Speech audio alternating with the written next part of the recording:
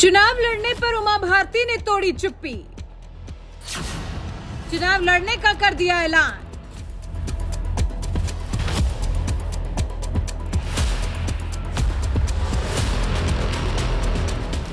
मध्य प्रदेश की राजनीति में पूर्व मुख्यमंत्री उमा भारती की बहुत अहम भूमिका है।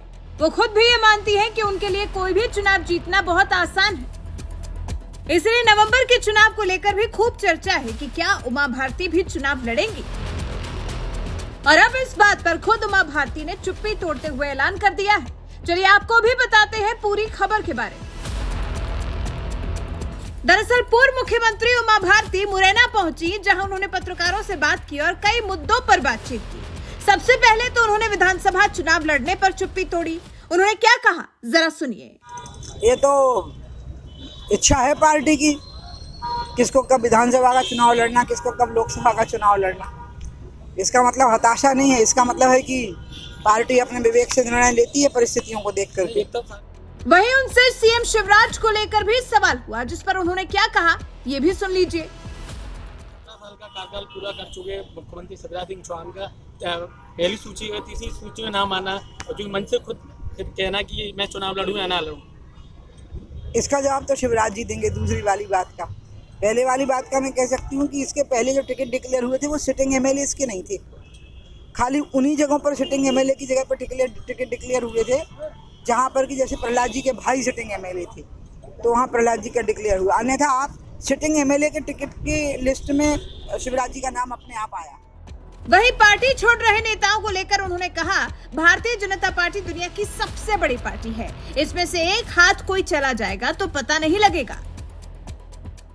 लगातार पार्टी में देखने को मिल रहा है कि लोग बागी हो रहे हैं, बागी होते जा रहे हैं, तो कहीं ना कहीं भाजपा का कहीं अब पार्टी इतनी बड़ी हो गई है, भारतीय जनता पार्टी दुनिया की सबसे बड़ी पार्टी हो गई है, तो इसमें से एक आध कोई चला भी जाएगा तो पता ही नहीं लगना। इसके अलावा 2019 चुनाव को लेकर उन्होंने कहा कि वो नहीं लड़ेंगी, लेकिन हम जिस चुनाव की बात कर रहे हैं वो है 2024। जी हाँ, उमा भारती ने बताया कि वो 2024 का चुनाव लड़ेंगी। मजबूत कर देते हैं, जैसे आप भी आया तो आपने सत्ता भाजपा को दी और फिर आपको केंद्र से और राज्य से बाहर कर दिया। नहीं, मुझे बिल्कुल बाहर नहीं किया। मैं खुद बोली कि मुझे चुनाव नहीं लड़ना 19 का, अभी लड़ूंगी 24 का। मध्य प्रदेश में बीजेपी की जीत पर उन्होंने क्या कहा वो भी सुनिए। देखो, मैं तो बेचारी उन लोगों में से हूँ जो एक अंग्रेजी में एक सुपर कूल कॉन्फिडेंट रहती हूँ। 230 सीटें हैं, तो हम तो हर सीट पे चुनाव लड़ने के लिए उम्मीदवार खड़ा करेंगे। हम किसी को हारने के लिए थोड़ी खड़ा करेंगे। तो हम तो पूरी 200 सीटों पर ही जीतने के लिए उम्मीदवार खड़े करेंगे। जब हम ये कह देते हैं कि हम इतनी सीटें जीतेंगे, इसका मतलब हम मानते हैं कि बाकी सीटों पे हमने हारने के लिए खड़े कर दिए। वो तो उनको कहना चाहिए ना। अगर वो ऐसा नहीं कहेंगे तो वो टिक कैसे पाएंगे चुनाव के मैदान में? उनको कहना चाहिए। कांग्रेस को कहने पर हम कैसे रोक सकते हैं?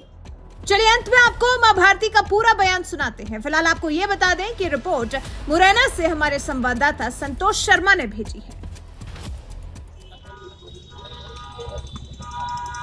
ये तो इच्छा है पार्टी की, किसको कब विधानसभा का चुनाव लड़ना, किसको कब लोकसभा का चुनाव लड़ना। इसका मतलब हताशा नहीं है, इसका मतलब है कि पार्टी अपने विवेक से निर्णय लेती है परिस्थितियों को देख करके। एक तो 17.5 साल का कार्यकाल पूरा कर चुके मुख्यमंत्री शिवराज सिंह चौहान का पहली सूची है, तीसरी सूची में नाम आना और जो मन से खुद कहना कि मैं चुनाव लड़ूं या ना लड़ूं। इसका जवाब तो शिवराज जी देंगे। दूसरी वाली बात का, पहले वाली बात का मैं कह सकती हूँ कि इसके पहले जो टिकट डिक्लेयर हुए थे वो सिटिंग एमएलए के नहीं थे। खाली उन्हीं जगहों पर सिटिंग एमएलए की जगह पर टिकट डिक्लेयर हुए थे जहाँ पर कि जैसे प्रहलाद जी के भाई सिटिंग एमएलए थे, तो वहाँ प्रहलाद जी का डिक्लेयर हुआ। अन्यथा आप सिटिंग एमएलए के टिकट की लिस्ट में शिवराज जी का नाम अपने आप आया। लगातार पार्टी में देखने को मिल रहा है कि लोग बागी हो रहे हैं, बागी होते जा रहे हैं, तो कहीं ना कहीं भाजपा का कहीं अब पार्टी इतनी बड़ी हो गई है, भारतीय जनता पार्टी दुनिया की सबसे बड़ी पार्टी हो गई है, तो इसमें से एक आध कोई चला भी जाएगा तो पता ही नहीं लगना। सीएम बोल रहे हैं कि फिनिक्स पक्षी की तरह मैं दोबारा से रात में से निकल आऊंगा। तो ये तो उन्हीं से पूछो ना। भाजपा का चाल चले तो चेहरा पहले मजबूत माना जाता था और कार्यकर्ताओं को जैसे कि पुराने कार्यकर्ता मजबूत कर देते हैं, जैसे आप भी आया तो आपने सत्ता भाजपा को दी और फिर आपको केंद्र से और राज्य से बाहर कर दिया। नहीं, मुझे बिल्कुल बाहर नहीं किया। मैं खुद बोली कि मुझे चुनाव नहीं लड़ना 19 का, अभी लड़ूंगी 24 का। देखिए लगातार पुराने जो गद्दावर नेता हैं उनकी उपेक्षा भारतीय जनता पार्टी में लगातार की जा रही है। किसी भी सक्रिय कार्यकर्ता की उपेक्षा कभी नहीं हो सकती। उसकी महत्वाकांक्षा अगर कुछ है वो पूरी नहीं हुई तो आप उसको उपेक्षा मत समझो।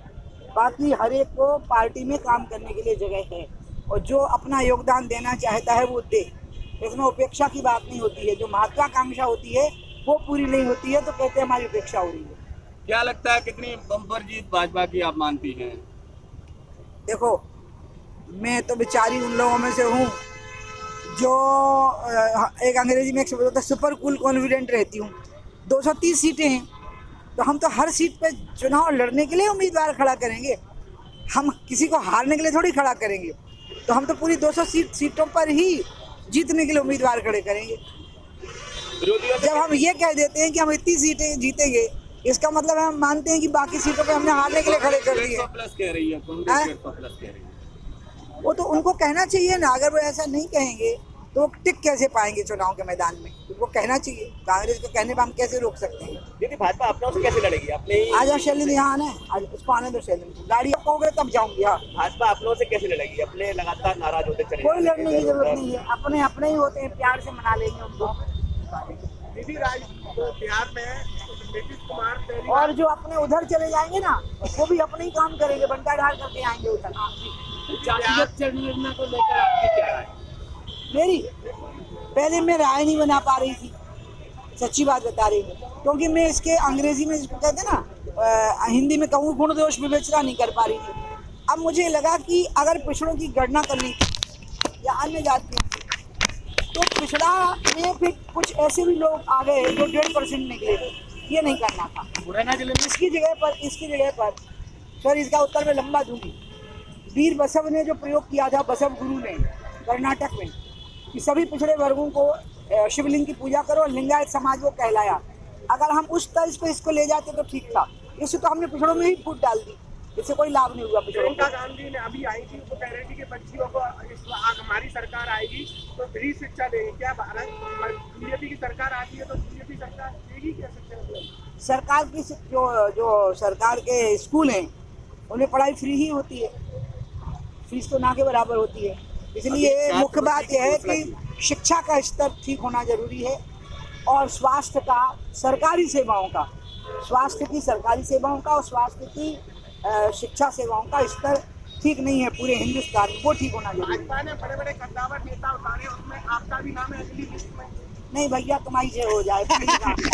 छी छी छी छी छी। चंबल संभाग में चर्चा का विषय बना हुआ है कि जो दिल्ली विधानसभा से प्रत्याशी उतारे हैं केंद्रीय मंत्री नरेंद्र सिंह तोमर, क्या सरकार आती है, सरकार बहुमत में आती है, उनको सीएम चेहरा? अब जिनने उतारा है उनसे पूछो ना।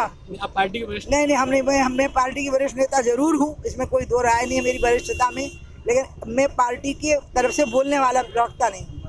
ये आगामी विधानसभा में कई स्टार प्रचारक बनाए हैं, क्या आपको भी स्टार प्रचारक? अरे मैं तो हूँ ही सुपरस्टार।